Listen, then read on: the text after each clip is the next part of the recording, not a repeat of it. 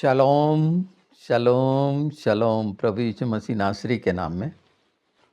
आज जब हम सुनने जा रहे हैं पवित्र आत्मा के अनुसार, तो बहुत सी ऐसी बातें हैं जो संशय में डालती हैं, दुविधा में डालती हैं, उससे छूट जाएंगे।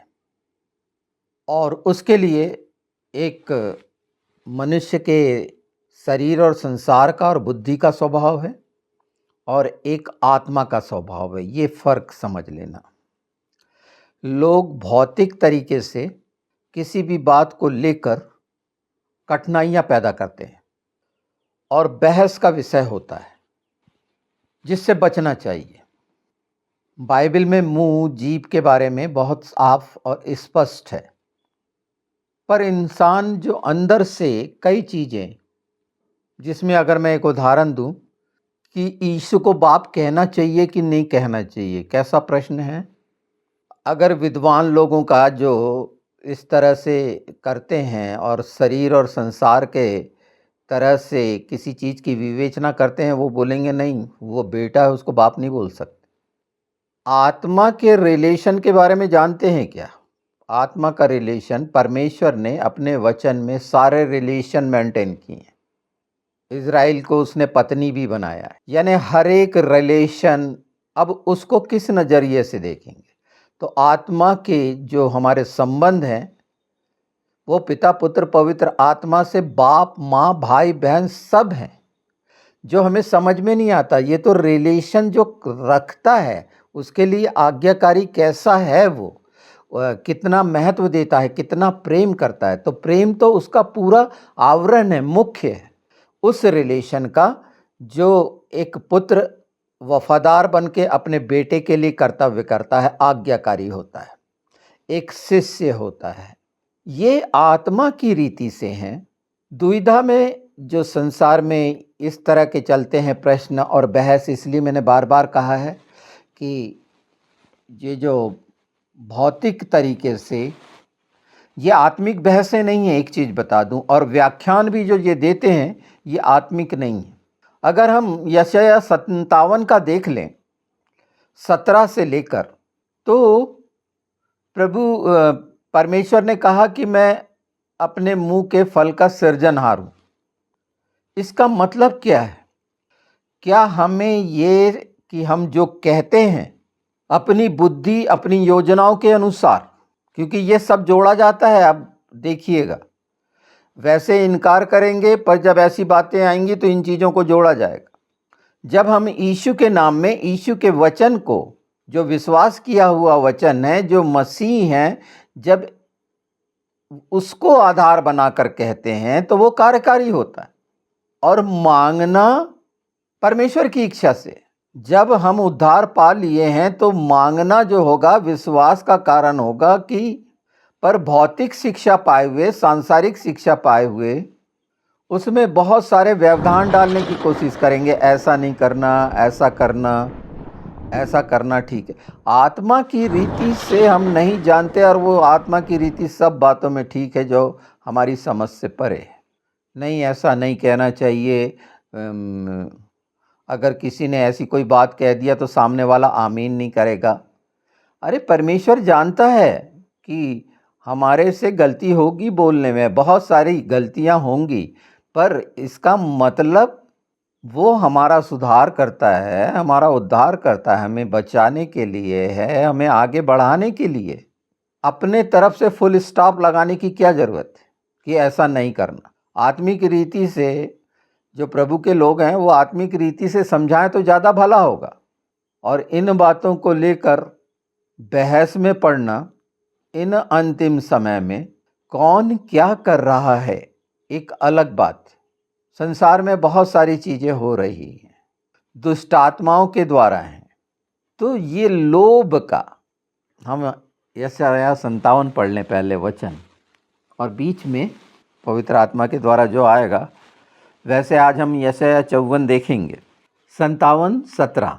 उसके लोभ के पाप के कारण मैंने क्रोधित होकर उसको दुख दिया था, और क्रोध के मारे उससे मुंह छिपाया था, परंतु वह अपने मनमाने मार्ग से दूर भटकता चला गया था।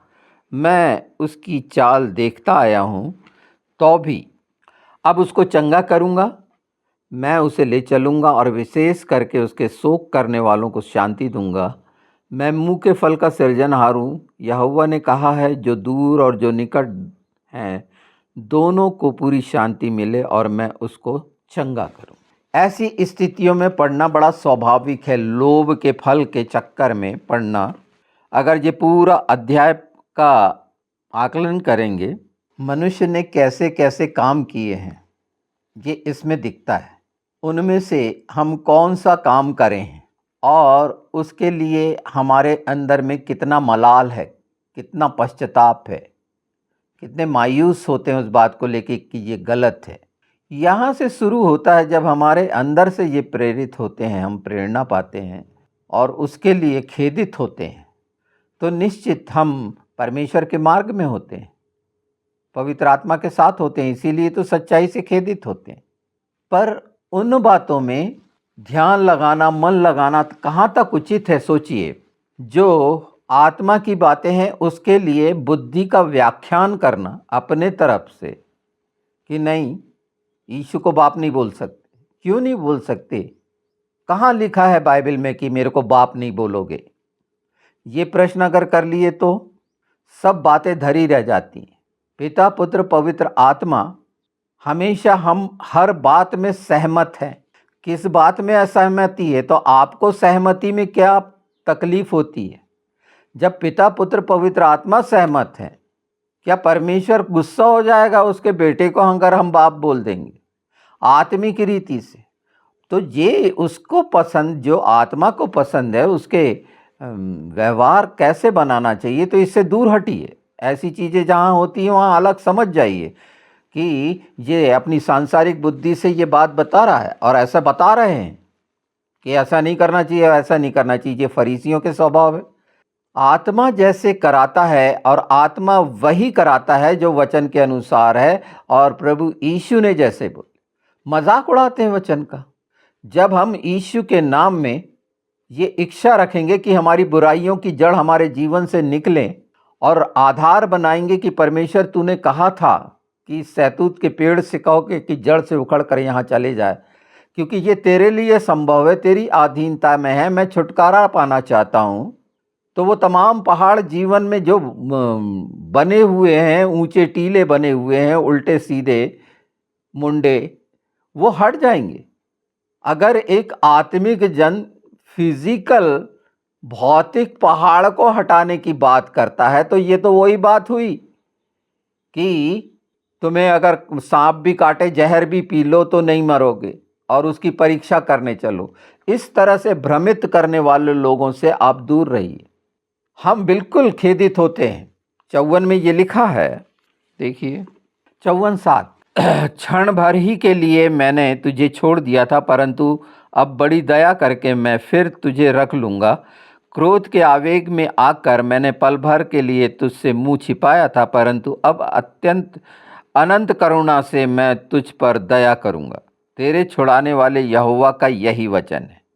और इसे अगर हम आगे पढ़ते चले जाएं और इसे समझें, हमें लगता है कई हैं हम में से कि क्या प्रभु ने हमें छोड़ दिया क्या? तो उसका वादा है, उसने नहीं छोड़ा, वो त्यागा नहीं है, वो सुधि लेगा। हो सकता है हमारे कामों के कारण जो हम 57 पढ़ेंगे और उसमें जो जितने सारे कर्म कांड हैं, अगर हमने ऐसा किए हैं।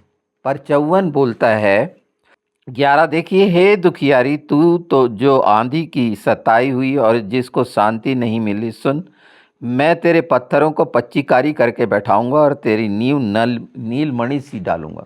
मतलब कितनी मजबूत बात है। हम सताए हुए हैं, ये जानता है, पिता जानता है कि उसके बेटे को मारने वाले सताए हुए हैं।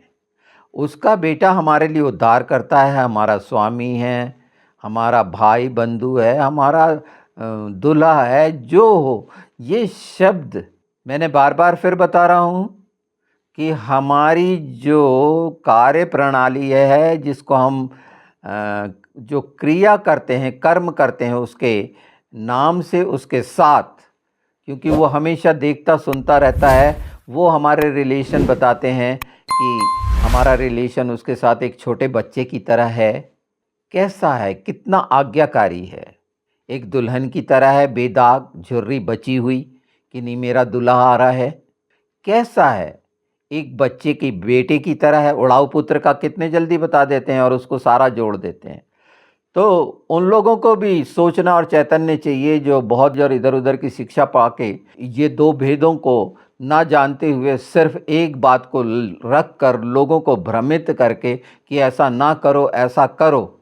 आत्मा के लिए गूढ़ बातें सत्य का आत्मा जानता और समझता है। ये विवाद की स्थिति से बचो, और जो इस तरह से बताने की कोशिश करते हैं कि ये गलत है ये सही है, यीशु के साथ पवित्र आत्मा की संगति में चुप बैठकर वचन की सच्चाई को जानो, और आपके मनों में आपके विवेक में यीशु के नाम में पवित्र आत्मा डालेंगे वो सच्चाई कि आप उसके साथ कितना, हम वही रिलेशन रखेंगे ना जिसमें हम इजी फील करें, बहुत आसानी से सहज रहें उसके साथ। कठिनाइयों के साथ कौन रहना चाहता है? तो ये कठिन बनाने वाली क्रियाओं से दूर होना चाहिए और इस बात को जानना चाहिए। ये सबसे पहली और महत्वपूर्ण बात है कि आत्मा आत्मा की बातें जानता है, हम परेशान ना हो। हम ईमानदार वफादार हैं उसके लहू के लिए, उसके नाम के लिए और अनंत जीवन पाने के लिए, कि हाँ हम उसे मसीहा मानते हैं अपने जीवन का। और जीवन के पास बातें जिसके पास है वो पुनरुत्थान की सामर्थ पर जयवंत से जयवंत से भी बढ़कर है। ये अगर हम मानते हैं और उसके नाम से सारे संसार में अद्भुत आश्चर्यजनक काम और चमत्कार होते हैं, ये अगर हम मानते हैं तो हमारा चमत्कार हमारे द्वार पर है। हमारे लिए जो उसकी योजनाएं हैं वो हमारी इच्छा के अनुसार नहीं है। जब हम उसकी इच्छा का ध्यान रखते हैं, प्रभु यीशु की इच्छा का ध्यान रखते हैं, तो डेफिनेटली हम अपने बाप की इच्छा का ध्यान रखते हैं। प्रभु यीशु ने कहा जिसने मुझे देखा पिता को देखा। क्या मतलब? पिता और मैं एक हैं, क्या मतलब निकलता है? एक है मतलब पिता है, अलग हैं। आप क्या व्यवहार रखना चाहते हैं? अगर आप किसी मानसिक रोगी से ग्रसित हैं दुष्टता में और एक कठोरता बन गई है, ढीठता आ गई है, खासकर उन लोगों में आती है जो डिबेट करते हैं, विवाद करते हैं, वो उसी चीज़ में घुसे रहते हैं, पवित्र आत्मा के द्वारा नहीं रहते और उसी तरह से कार्य करते हैं जैसे फरीसी करा कर रहे थे। तो पवित्र आत्मा उनके साथ है, वो अपना देखेंगे, वो भी छुटकारा पाएंगे, पर वो क्या फैलाए हैं इस पर भी वो देखेंगे और एक दिन रियलाइज करेंगे ऐसा करे हैं। प्रभु के जनों ने ऐसा करे हैं कि उनसे ऐसे समय में चूक हो गई थी, गलती हो गई थी और उन्होंने गलती सुधार के परमेश्वर की महिमा स्तुति और बड़ाई और दुगनी करी। हर बात जो हमारी अंदर है, आत्मा में है, वो परमेश्वर की महिमा स्तुति के लिए है। हमसे अगर फिजिकली भौतिक तरीके से नहीं हो पा रही तो उसमें निराश होने की ज़रूरत नहीं है, पर सच्चाई से उसकी आराधना करने के लिए उसके साथ मुझे आसान कैसा लगता है जहाँ मैं फ्रीली उससे संगति करूँ। ये दुनिया भर की ज्ञान बुद्धि से अलग हटकर उससे संगति करूं, तो वो प्रेम है। और हम जब याद रखेंगे उसके प्रेम को और क्रूस को कि उसने हर रीति से छुटकारा दे दिया है, तो तकलीफ किस बात की है? ये 54 और 57 जो यशाया है इस पे बहुत सा बोला जा सकता है और जो बातें जीव के लिए कही गई हैं, निश्चित याकूब में कहा गया, नीति वचन में कहा गया कि वो जीवन और मृत्यु का मार्ग है। तो निश्चित हमारी जब अगर हम अपने मुंह पर पहरा बैठाना चाहते हैं तो उसको प्रभु के हाथ में सौंपना पड़ेगा। और निश्चित हमारे जीवनों के द्वारा अगर हम आत्मिक रीति से सच्चाई से उस पर विश्वास करते हैं तो हमसे गलती नहीं होगी। और इसका नतीजा लोग सांसारिक तरीके से देखते हैं कि सांसारिक व्यवहार में आप अगर गलत व्यवहार किसी के साथ करोगे तो निश्चित है वो रिएक्ट करेगा। पर यहाँ तो शुद्ध आत्मिक बातें हो रही हैं कि जो आपका मन कह रहा है, आपके ओंठ कह रहे हैं, आपका हृदय कह रहा है, और उसमें वचन की वो सच्चाई अगर आप पिता पुत्र पवित्र आत्मा ज़्यादा अच्छा जानते हैं कि मन की इच्छा क्या है। वहाँ पर इंटरफेयर नहीं करना चाहिए किसी को भी। उसका वो व्यक्तिगत रिलेशन है, वो उसकी एकांत अपनी सेपरेट कोठरी है, उसमें घुसकर व्यर्थ की अपनी बातें नहीं डालना चाहिए। उसके व्यक्तिगत एक्सपीरियंस जो अनुभव हैं, जिसमें उसकी आत्मा शांति और आनंद चाहती है, वो उसे मिलेगी। पर आप अपना कचरा उसके पास नहीं डाल सकते संसार की बुद्धि का। और इसी तरह कर रहे हैं, जो बहस करते हैं वो इसी तरह कर रहे हैं और नाना प्रकार की चीज़ें डाल रहे हैं। तो सिर्फ एक ही बात और सरल बात है कि आप उन बातों को जो व्यर्थ की हैं सुनना बंद करें। ये मांगने वाली बात और बोलने वाली बात पवित्र शास्त्र में पिता पुत्र पवित्र आत्मा जानते हैं हमारी ज़रूरत क्या है। वो हमको ले चल रहे हैं, वो हमको तैयार कर रहे हैं, हम नहीं हो रहे हैं। हमको ऐसा लग रहा है। लोग बोल सकते हैं कि हमने फलाना इतना सारा कुछ करा, इतने साल का एक्सपीरियंस है। कुछ नहीं है, किसी का भी कुछ नहीं है। हर समय नया है, हर समय नया है, और वो नया अद्भुत है। इब्रानियों में भी इन बातों पे कहा गया है। रेफरेंस इतने हैं बाइबल में बोलने कहने के, जीव के। वो रेफरेंस को पढ़ने से क्या सुधर जाते हैं या याद रहते हैं? हाँ, उसको सच्चाई से जीवन में हम मान ले संकल्पित होकर और यीशु के नाम में सौंपें पवित्र आत्मा की मदद के द्वारा, तो वो कार्यकारी होगा। नहीं, मैं झूठ नहीं बोलूँगा, आज मैं बोलूँगा, मैं झूठ नहीं बोलूँगा बिल्कुल। और जब किसी मुसीबत में ऐसे फंसे तो फट से झूठ बोल देंगे। क्यों? क्योंकि ये निर्णय मैंने व्यक्तिगत लिया था।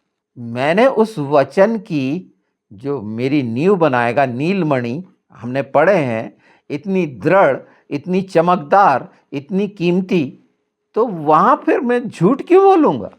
वचन की नींव इतनी सुंदर है और इसीलिए उसके स्वभाव में उसकी नींव है, उसका सौंदर्य है, उसका प्रेम है। अगर इससे हम अभिभूत रहकर इससे सराबोर होते हैं, अपने जीवन में इसको रखना चाहते हैं, तो उसका सौंदर्य प्रकट होगा हमारे जीवन से, उसकी शक्ति प्रकट होगी हमारे जीवन से, उसका प्रेम प्रकट होगा हमारे जीवन से। हम प्रेम करने वाले नहीं हो सकते, एक चीज़ याद रखिए, है ना? क्योंकि जब तक रखा नहीं जाएगा, बाइबल में रखा रखा रखा रखा हर जगह है, प्रेम रखा, और ये हजारों बार बता दिया गया है। पर सरलता ये है कि आत्मा इन सब बातों को जानता है, हम सब की चिंताएं हैं, और सभी ये चाहते हैं कि उसकी संगति में बेहतर और बेहतर रहें। तो इन जंजालों से बचें। ये व्यर्थ की जो बहस होती है कि ऐसा नहीं कह सकते और ऐसे ही कहना चाहिए और वैसा कहना चाहिए, पवित्र आत्मा जैसे कराएंगे। एक विश्वासी जिसने प्रभु यीशु का स्वीकार करा है, पवित्र आत्मा के साथ है, वो पाप कर ही नहीं सकता, वो गलत कर ही नहीं सकता। उसको क्या सिखाएगा एक संसारिक आदमी? चाहे वो दुनिया भर का रिसर्च स्कॉलर हो, ये तो बाकी छोटे हैं। ये इसीलिए प्रभु के सेवक कर कहलाते हैं कि पवित्र आत्मा के द्वारा, ये इनके ज्ञान के कारण या पढ़ने लिखने के कारण क्या काम का रहता है। जब वो बातें आती हैं आत्मिक रीति से, तो ये सारी बातें जो मनुष्य की सिखाई हुई हैं व्यर्थ होती हैं। आप चेले से सीख रहे हो क्या? कैसा सीख रहे हैं आप वचन को? पौलुस को कैसा सीख रहे हैं?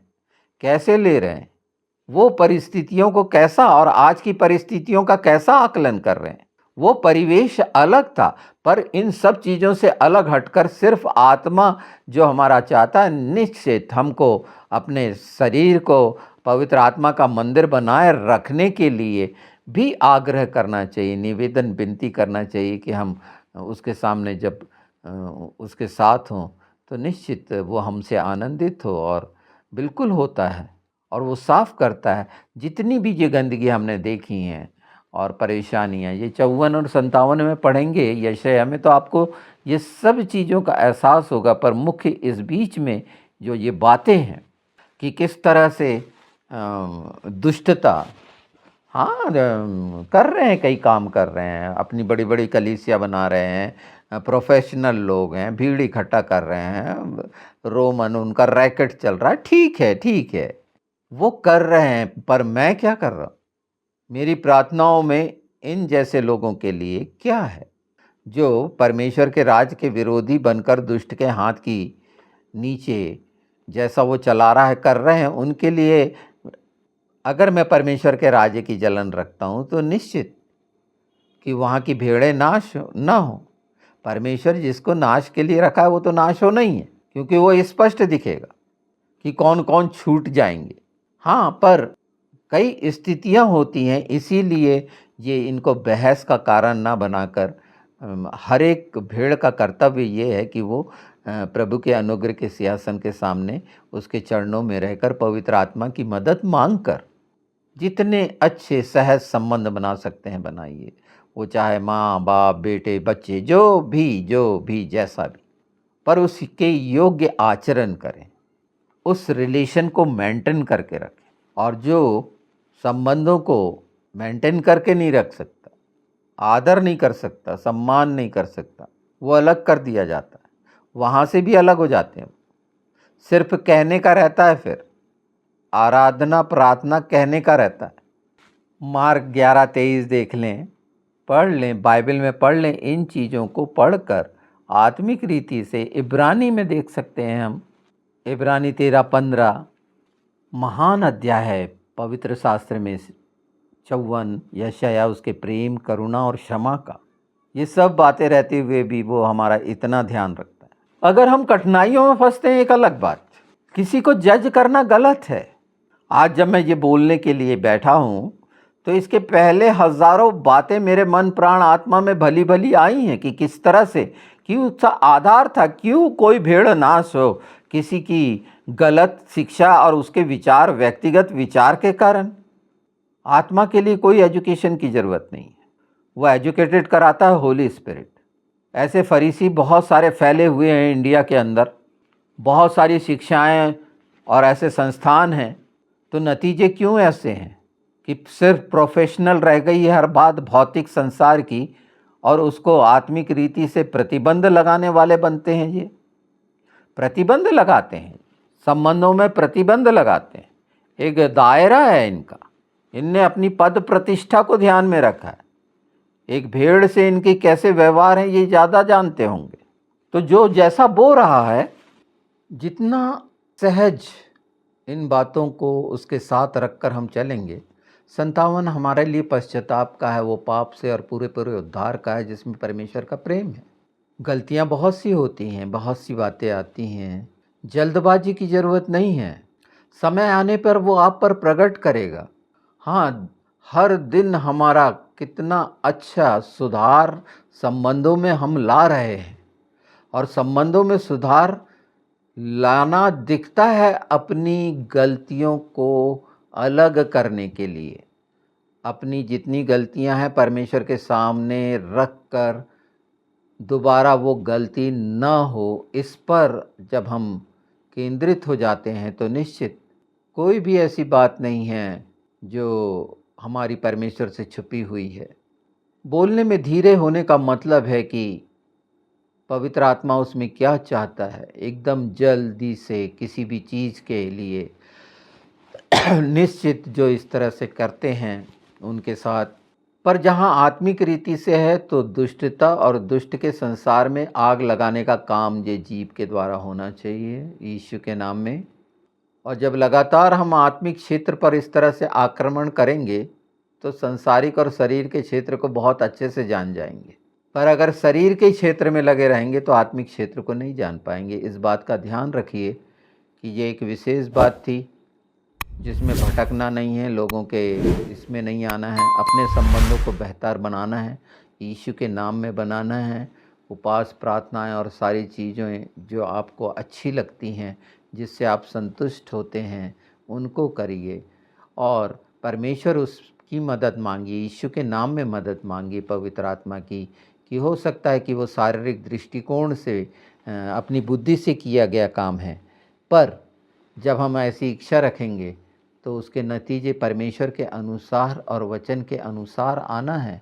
हम सब के नतीजे वचन के अनुसार आना है। न्याय के दिन हमारा कहना जो है, जो मत्ती में ठहराया गया है, और ये बात बहुत सामान्य है।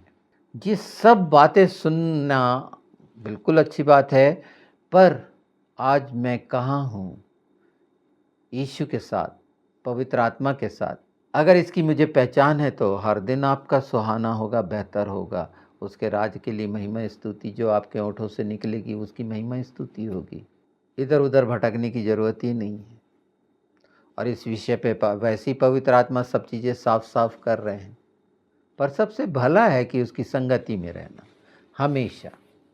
और आत्मा चौबीसों घंटे उसके साथ रहता, हमें ना मालूम हो।